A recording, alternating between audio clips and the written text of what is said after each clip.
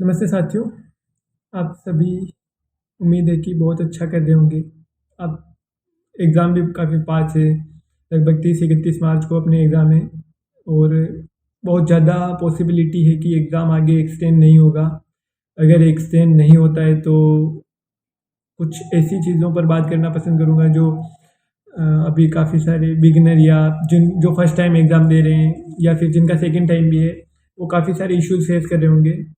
तो सबसे पहले मैं अपने बारे में बता दूँ, मैं अभी 2/2026 का ग्रीन कार्ड होल्डर हूँ वाई ग्रुप से और एसी बैरकपुर से। तो ये ऐसे ही फ्लेक्स नहीं था, ये क्रेडिबिलिटी के लिए कि जो व्यक्ति कुछ बता रहा है उसके पास क्या है, वो किन एक्सपीरियंसेस के बेसिस पे हमको ज्ञान देने लग रहा है। एक सच ये ज्ञान नहीं है, एक बड़े भाई के छोटे भाई के लिए गाइडेंस समझ लो, ठीक है। तो काफ़ी स्ट्रेट फॉरवर्ड रहूँगा मैं इस वीडियो में। सबसे पहले तो उन लोगों को डिसअपॉइंट कर दूँ कि जो 20, 30, 50 स्ट्रेटेजी वीडियो देखकर आ रहे हैं, भाई आप लोगों का कुछ नहीं होने वाला। ये भी उन 50 में से एक वीडियो होने वाला है। ना आपके मार्क्स बढ़ने वाले हैं, ना आपका सिलेक्शन होने वाला है। सच बताऊँ तो आप सिर्फ वो भीड़ हो जो कि उन टीचरों को व्यूज़ देने का काम करते हो, जिनका सिलेक्शन होने वाला है, जिनको मार्क्स आने वाले हैं, वो अभी पढ़ रहे होंगे। अगर चाहते हो कि इस कैटेगरी से बाहर निकलो, अगर ये बातें थोड़ी कड़वी लग रही है तो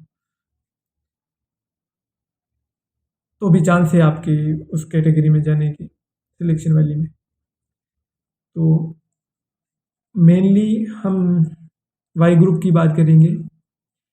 इंग्लिश में क्या करना है, कितने स्कोर टारगेट करना है और रागा में कैसे अच्छे नंबर लाने हैं। तो शुरुआत करें अगर इंग्लिश से, तो इस इनटेक से पहले 1/2027 से पहले अपना एग्ज़ाम करवा रही थी सीडेक। तो सीडेक का पैटर्न बिल्कुल फिक्स था।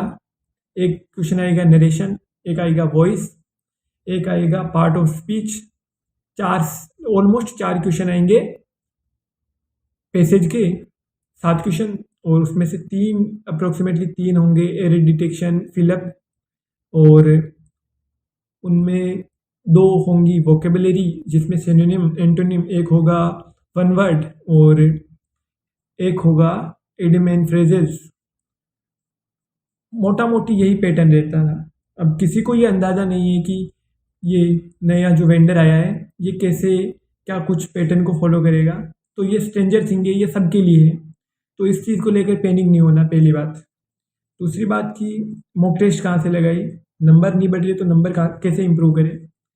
मैं अभी एक स्क्रीन पर वीडियो लगा रहा हूँ, वो पूरा प्रोसेस दिखाऊंगा आपको। जो स्क्रीन पर वीडियो दिख रही होगी उसमें पूरा प्रोसेस है, without paying a single rupees. आपको कुछ भी पे नहीं करना है, आपको सिर्फ डेडिकेटेडली इस प्रोसेस को फॉलो करके अच्छे से टेस्ट लगाना है, ठीक है।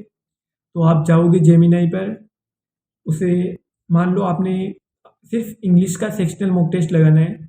जेमिनाई पर जाओ और जो मैं प्रोसेस बता रहा हूँ, प्रॉम्प्ट बता रहा हूँ, वो लिखो कि मैं वाई ग्रुप की तैयारी कर रहा हूँ एयरफोर्स की, मुझे एक सेक्शनल 20 मार्क्स का सेम PYQ बेस्ड एक क्वेश्चन पेपर तैयार करके दे दो।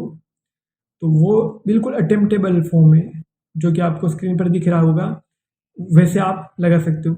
अब इसमें स्मार्टनेस क्या है, आपको सेक्शनल मॉक टेस्ट तो काफ़ी जगह मिल जाएंगे, लेकिन बिलीव मी ये टेस्ट काफ़ी ज़्यादा एग्ज़ाम ओरिएंटेड है। ये कैसे बता सकता हूँ, मैंने 2 इनटेक दे रखे हैं, तो उस एक्सपीरियंस के बेस पे, सिंगुलर है प्लूरल नहीं, उस एक्सपीरियंस के बेस पर ये चीज़ भापी जा सकती है। और ये आपके लिए भी वो है कि आपने एक ही चीज़ को इतनी बार दोहरा लिया है कि आपको वो पैटर्न पता चल जाता है। जो जेमिनाई का मॉक टेस्ट है वो 100% एग्ज़ाम ओरिएंटेड है, कोई ह्यूमन टच नहीं, बिल्कुल वोकैबुलरी उसी बेस पर। क्या है ना कि आप जो प्लेटफॉर्म पर मॉक टेस्ट लगा रहे हो वो बहुत ज़्यादा, कभी तो हाई लेवल हो जा रहा है, कभी बिल्कुल इजी हो जा रहा है, मॉडरेट हो जा रहा है, तो एग्ज़ाम का पता नहीं चल पाता।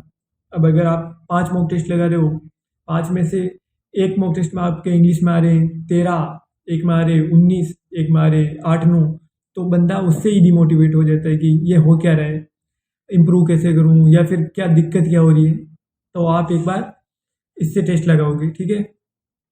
और एक बात बताऊँ कि आप में से 90% लोग यहाँ तक देखेंगे भी नहीं, क्योंकि किसी को काम की चीज़ें नहीं पसंद होती है ना, कि कोई सच बताए तो नहीं सुनना पसंद करते। खैर, जो देख रहे हैं उनके लिए तो यहाँ जितना एफिशिएंट प्रॉम्प्ट आप लिखोगे वैसे टेस्ट आपको मिलते जाएंगे, बिना पैसों के, बिल्कुल एग्ज़ाम ओरिएंटेड, बिल्कुल 100% व्यवस्थित फॉर्मेट में टेस्ट मिल जाएगा, ठीक है। तो यहाँ से टेस्ट लगाओ, और अगर आपको लगता है कि मेरा वॉइस कमज़ोर है तो फिर उस प्रॉम्प्ट में थोड़ा इम्प्रूवमेंट करके लिखो कि मेरे को 20 क्वेश्चन दो सिर्फ वॉइस के।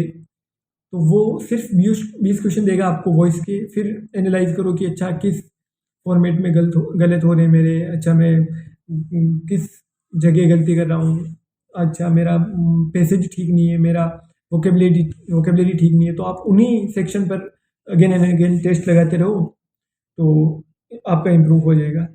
अब बात करी जाए रागा की, तो ये सेम उसी में इम्प्लीमेंट करो। इंग्लिश में आपको कितना टारगेट करना चाहिए मेरे अकॉर्डिंग, कि अगर आप एग्ज़ाम में 16-17 के आसपास रहते हो, बहुत अच्छा स्कोर है। नॉर्मलाइज करके आप लगभग 17, 18, 18, 17 के आसपास रहते हो, बहुत अच्छा स्कोर है। रागा की बात करी जाए तो रागा में ज़्यादा स्कोर करना बहुत ज़्यादा डिफ़िकल्ट भी नहीं है और बहुत ज़्यादा इजी भी नहीं है। अब इजी किन के लिए नहीं है? जिनकी रीजनिंग अच्छी नहीं है, जिनकी मैथ अच्छी नहीं है, क्योंकि हम इसमें जीके जीएस पर बिल्कुल डिपेंडेंट नहीं हो सकते, क्योंकि जीके जीएस का कुछ खास ये है नहीं कि कहीं से भी आ जाएगा। अगर 6 क्वेश्चन जीके जीएस के आए तो 3 क्वेश्चन डुएबल होंगे, कोई भी कर पाएगा, ठीक है। आप भी अपने पॉकेट में उनके नंबर ऐड कर सकते हो। बात करी जाए मैथ की, तो आपके पास इतना टाइम नहीं बचेगा। रीजनिंग के बाद नॉन वर्बल आपका पूरा भेजा खा चुकी होगी, आपको कुछ पता नहीं चलेगा एग्ज़ाम में, बिल्कुल टाइम खचाखच जा रहा होगा। तो रीजनिंग के लगभग क्वेश्चन आएंगे 13, 14, 15 के आसपास, ठीक है। 13-14 में से आपको टारगेट रखना है, अगर 14 क्वेश्चन आ रहे हैं तो मैं max to max 12 question 100% accuracy के साथ करूँगा। उनमें से एक मेरा होगा स्किप, एक होगा मेरा टाइम कंज्यूमिंग, जो कि मैं टाइम खाने नहीं दूंगा। उनमें से वो हो सकता है नॉन वर्बल से, या फिर हो सकता है सीरीज से, नंबर सीरीज से, जिसमें से पैटर्न फॉर्मेट में क्वेश्चन आता है, एक डिब्बों में क्वेश्चन आता है, सर्कल में क्वेश्चन आता है, जिसमें स्क्वायर रूट ऐसा कुछ बिल्कुल कॉम्प्लेक्स आता है कि वो उसमें 5 जोड़ दिया, 5 निकालेगा, फिर ऐड करके सब्सट्रैक्ट करके, तो बहुत कॉम्प्लेक्स हो जाएगा वो, ठीक है। तो रीजनिंग का हम 14 में से 12 टारगेट रखेंगे। मैथ का 7 क्वेश्चन आ रहे हैं तो हम मैक्स टू मैक्स 4 क्वेश्चन तो टारगेट रखेंगे ही, 3 क्वेश्चन रखेंगे जीके का, तो अपने अप्रोक्सीमेटली 20-21 के आसपास हो जाना चाहिए, ठीक है। तो ये बहुत सफिशिएंट स्कोर है। अगर रोज स्कोर अपना 37, 35, 37 आ रहा है तो भाई फिर तैयारी करो ग्रीन कार्ड की, ये बहुत अच्छा स्कोर है।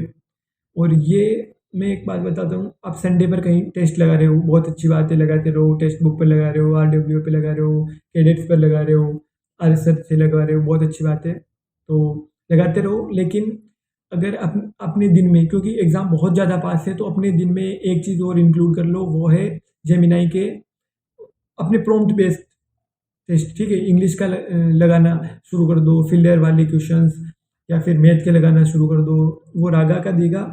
तो फिर उसी पैटर्न पर बोलो कि अगर आपके रागा में बहुत ज़्यादा सही हो रहे हैं, दैट मीन्स कि 25, 26, 27, तो उसे बोलो कि यही रागा के फॉर्मेट को बहुत ज़्यादा हार्ड करके दे दो, ठीक है, थोड़ा लेवल बूस्ट करके दे दो, फिर अपना आपको चैलेंज करो अच्छा बेटर करने की। वीडियो तो ऑलमोस्ट 9-10 मिनट का हो गया है। मैं मुझे पता है आप लोगों में से बहुत सारे लोग इस चीज़ को नहीं करने वाले, क्योंकि सबका सिलेक्शन भी नहीं होने वाला। तो ठीक है, जो भी करने वाला है ऑल द बेस्ट भाई।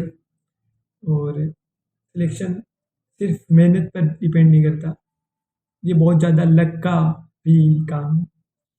ऑल द बेस्ट, पढ़ते रहो। अगर कोई डाउट आए तो बेझिझक पूछ सकते हो।